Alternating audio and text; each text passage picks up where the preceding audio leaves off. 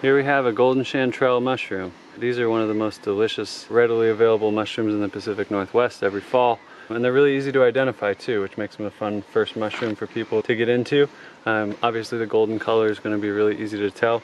And you notice they're pretty asymmetrical. These are a little more round than some you'll find, but they don't grow in a perfect circle or anything like that. And then the big thing to notice is their gills here. At the bottom you see these are considered false gills. They're more kind of just ridges within the mushroom, and then you notice at the stalk they kind of come down into the stalk a little bit. You know, they kind of just go in. So they often flush in little patches, but sometimes you'll just find them growing on their own. And here we have a little patch. Nice one right there.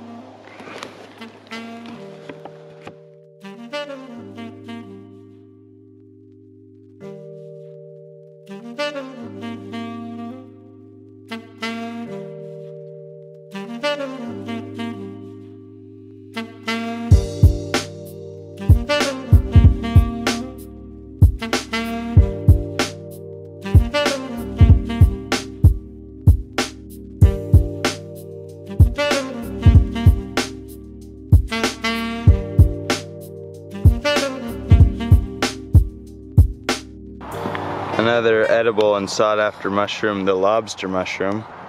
Lobster named for its bright reddish orange color.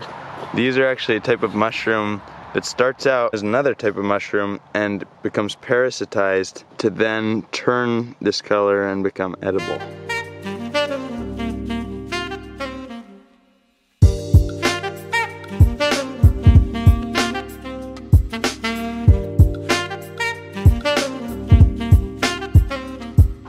This is another cool type of fungi, a type of coral fungi that grows in a shape that looks very similar to coral you would find in the ocean.